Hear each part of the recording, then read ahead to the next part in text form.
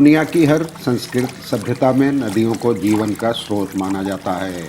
इनको जीवनदायिनी कहा जाता है और वह अपने किनारे बसे लोगों की आजीविका का साधन होती हैं। संगीत और साहित्य में भी नदी की काफ़ी अहमियत होती है। जल ही जीवन है वाली कहावत तो बहुत पुरानी है, लेकिन पश्चिम बंगाल में खासकर मुर्शिदाबाद और मालदा जिले में गंगा, जिसे भागीरथी और पद्मा भी कहा जाता है, के तटवर्ती इलाकों में यही जल जीवन का दुश्मन बन गया है। दरअसल हर साल यह नदी पद्मा जैसी सहायक नदियों के साथ अपने तटवर्ती इलाकों का बड़ा हिस्सा साथ बहा ले जाती है।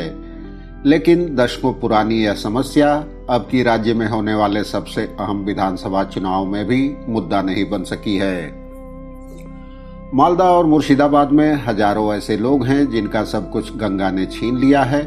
इन दोनों जिलों में भूमि कटाव की समस्या इतनी भयावह है कि इसे राष्ट्रीय समस्या घोषित करने की मांग में आंदोलन भी होते रहे हैं। लेकिन राज्य सरकारें पैसों की कमी का रोना रोते हुए सारा दोष केंद्र के मत्थे मढ़कर अपनी जिम्मेदारियों से छुटकारा पा लेती है। एक दशक पहले इलाके में हर चुनाव में यही मुद्दा सबसे अहम होता था, लेकिन लोग जीतने के बाद इस समस्या को भी भूलते रहे और यहाँ के लोगों को भी। और अब तो यह मुद्दा भी नहीं है।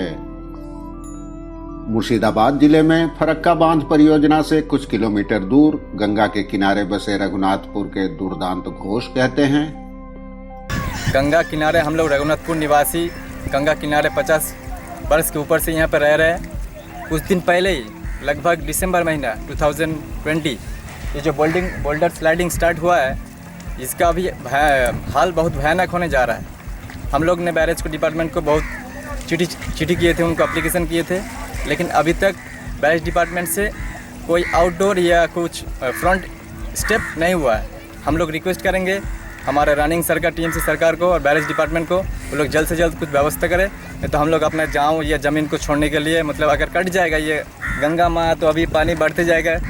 कुछ महीने बाद सावन का महीना आएगा, गंगा का पानी धीरे धीरे ऊपर किनारे जाते रहेगा, तो ये बोल्डर और भी स्लाइडिंग बढ़ता रहेगा।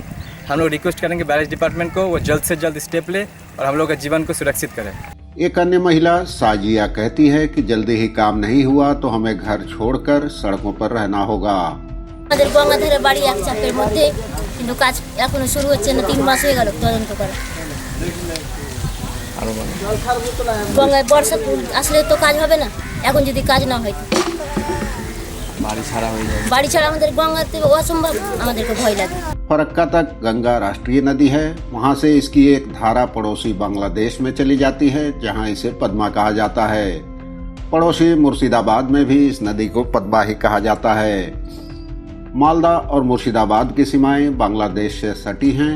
इन जिलों में अल्पसंख्यकों की आबादी ज्यादा है, जो देश के विभाजन के बाद सीमा पार से आकर बसे हैं।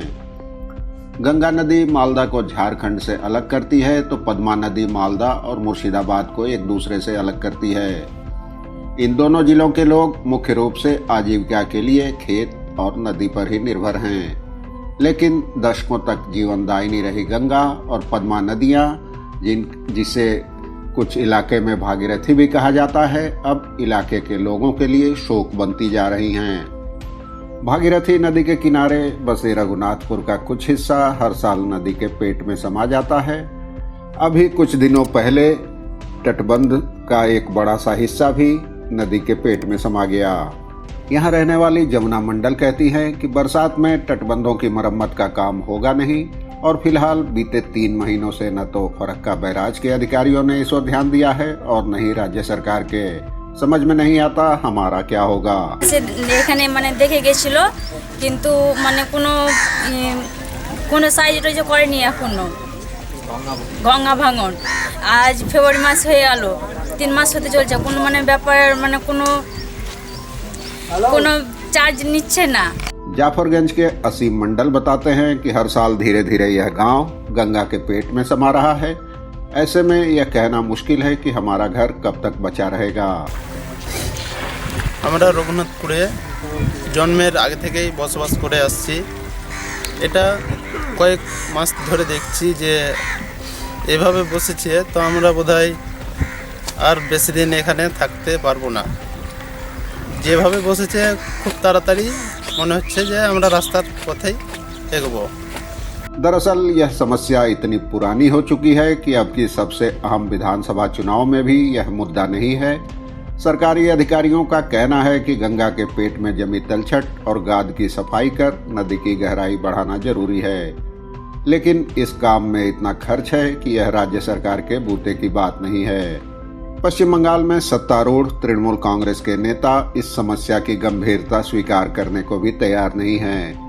टीएमसी के स्थानीय नेता मोहम्मद जैनाल अबेदीन बताते हैं, इधर मुर्शिदाबाद और मालदा जो गंगा किनारे बसे जो गांव हैं, जो इलाके हैं, वहाँ नदी के तट कटाव की समस्या काफ़ी गंभीर रही है। बहुत लंबे समय से हम लोग सुनते रहे हैं कि कई गांव और मकान नदियों में समा रहे हैं और बार बार ये मुद्दा उठता है तो सरकार पर भी आरोप लगते हैं कि कुछ काम नहीं हुआ बहुत लंबे समय से। तो इस बार ये मुद्दा कैसा रहेगा?